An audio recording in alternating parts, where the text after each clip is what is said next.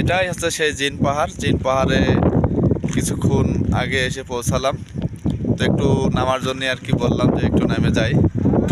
তো আসলে এখানে না আসলে বোঝা যেত না যে জিন পাহাড়টা আসলে কি। তো আমার লাইফে আমি সৌদি আরবে আসার পরে ভাবিনি কখনো যে জিন পাহাড়ে আসব। তো আল্লাহ তাআলার অশেষ মেহেরবানিতে জিন পাহাড়ে আসতে পারছি। এর জন্য আল্লাহ তাআলার কাছে অনেক লাখ লাখ কোটি কোটি শুকরিয়া আদায় করি। তো সবথেকে বড় জিনিস হচ্ছে যে দেখার এবং ঘোরার যে বিষয়গুলো আছে সেটা সৌদি আরবে আসলে বোঝা যায়। সৌদি আরবে আসবেন, মক্কায় আসবেন, মদিনায় আসবেন, এখানে জিন পাহাড়ে আসবেন, সব জায়গাতেই ইনশাল্লাহ অনেক দেখার জিনিস আছে। এখানে দেখে শেষ করার মতো না, চোখে মানে কি বলবো আর, বলার মতো না। এই জিন পাহাড়টা এত